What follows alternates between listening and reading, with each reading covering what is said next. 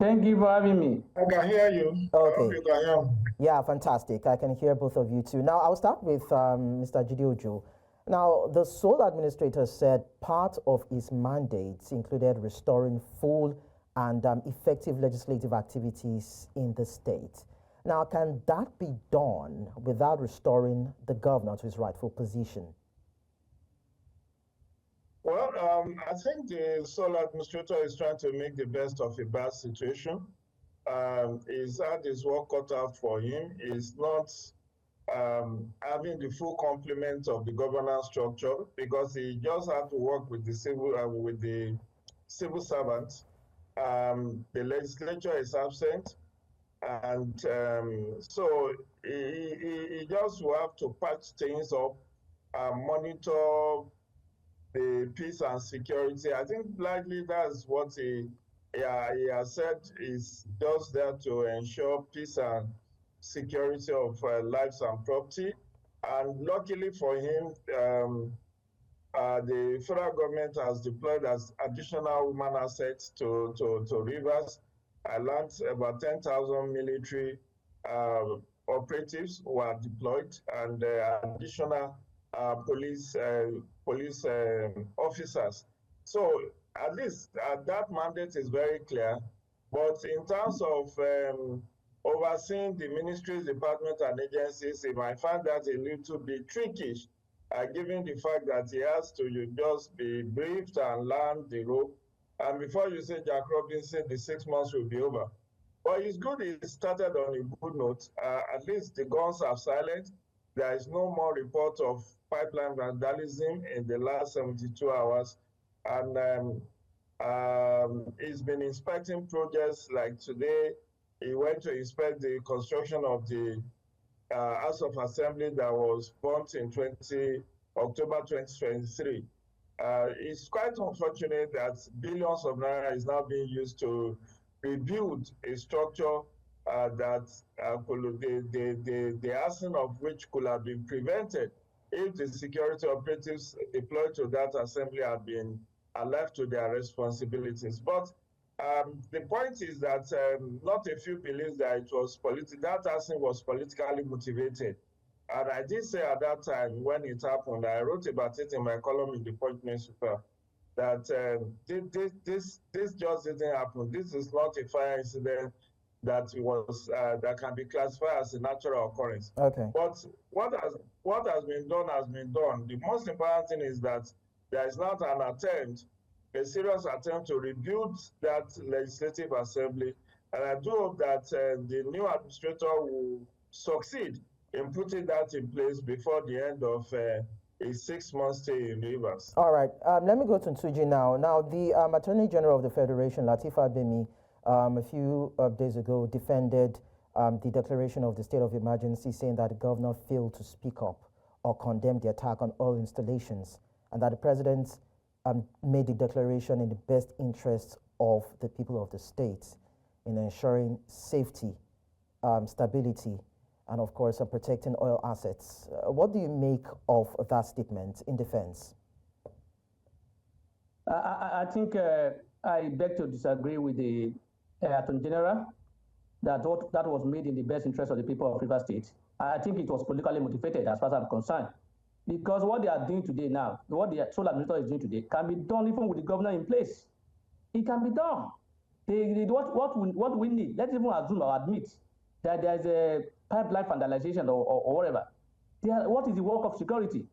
We have security who should take care of this issue, ensure that this is not done. We are even paying 4 billion naira monthly to a particular company to monitor that pipeline from being vandalized. So what did they do about that? Let's even admit that the governor has failed, or that those pipelines have been vandalized. Whose responsibility is it to provide security? The federal government, the president. The president is the commander-in-chief. He controls the military, he controls the civil, the Air Force, he controls the police. So what is the work? The governor has no responsibility, he has no power to direct the IGP or the chief of defense staff or whoever that is head of security as to what they to do. If they want to do it, they must seek permission or approval from the president. So if the president is saying They failed to provide security in that area. And the Attorney General is saying, look, the governor did not do anything. And then, as far as I'm concerned, that's not correct. That's an indictment on the federal government. And like I said, the issue is not as big as they portray it. It is not today that we have vandalization in pipeline vandalization in River State. If there is no crisis between Governor Fubara and the FCT minister regarding the power tussle in the state, if that kind of if what happened, there won't be any issue. No, nothing will happen. They will not even see anything. So for me, as far as I'm concerned, it's been exaggerated. There is no serious tension in River State regarding a breach of peace. Okay. Yes, there are threats by people. There are claims by people that say what I expect the federal government to do is to fortify the security in the state and ensure that those threats are not carried out, not to declare a state of emergency or even remove suspend the governor. As far as I'm concerned, it's true. It's exaggerated what they have done. All right. So Jide, the president made a declaration, and it got the National Assembly to approve that declaration via a voice vote as against a quorum being formed. Do you think that voice votes was not enough in that kind of situation? This is all politics, and not. I am of the considered view that let me not use the word rigged. That voice vote,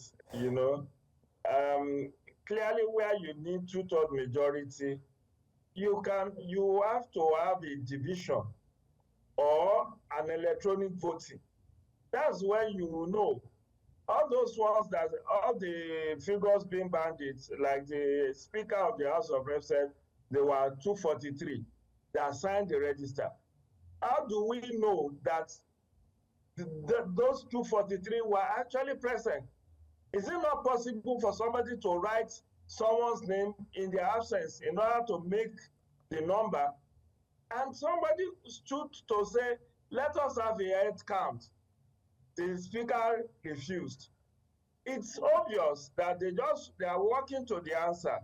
If they were very sure that this they want to be transparent, they could easily have said there will be an electronic voting. Everyone will answer their father's name. That was how third term was shot in 2006. But for that, if that third term agenda, voting had been subjected to voice vote, maybe we'll still have Obasanjo as president today. So I didn't expect where the constitution already said 2/3 majority. How do you get 2/3 majority of a voice vote? It's impossible. So it's just tantamount to working to the answer. They have achieved their aim. Posterity will be the judge. But I said I am of the considered view that this whole about state of emergency was highly unnecessary. It would have been more cost effective if the president had done what he did with the Lagos lawmakers. If he had done it in Rivers, the whole state of emergency would have been unnecessary. What did he do in Lagos?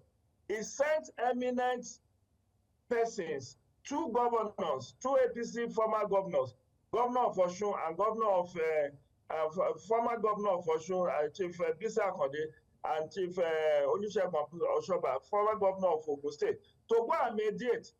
When they didn't quite succeed, he called the lawmakers, 40 of them. He invited them and had discussion, with them at the presidential lodge.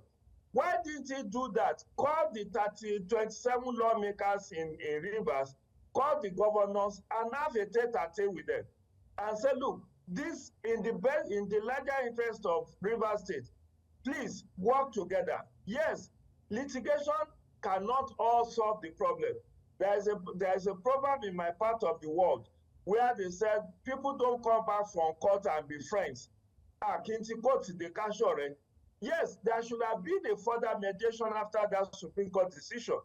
And I've called that even if the president didn't want to be the one, he could have summon the National Peace Committee or eminent persons group, people like General Yakubu Gowon, people like Chief Emeka Anyaoku, people like Abdulsalami Abaka, people like Bishop Asam Kuka. If the four of them summon both the FCT minister, the 27 lawmakers, and then the governor to a round table, in one day they will achieve what this state of emergency and the cost implication could have been avoided. So I believe that this is all towards 2027. It's all towards state capture, and we wait to see how all of this will pan out eventually. Okay, Tunji, one of our correspondents in Rivers State, in Port Harcourt to be precise, did a sweep of the environment. Things are going on as normal, but then we still see the militarization of the states. Do you think that is needful at this time? I said it earlier on. Let me first of all align myself with the submission of Mr. Ojo. I totally align myself with his submission. And I want to say, I said it earlier on, that it's unnecessary and that there's no need for that state of emergency, because it wasn't as bad as they painted it. There was no serious, what's it called, imminent danger in Rivers State. There was no any disorder, public disorder, or public safety, lack of public safety. What they relied on was the issue of one what's it called, pipeline vandalization that happened.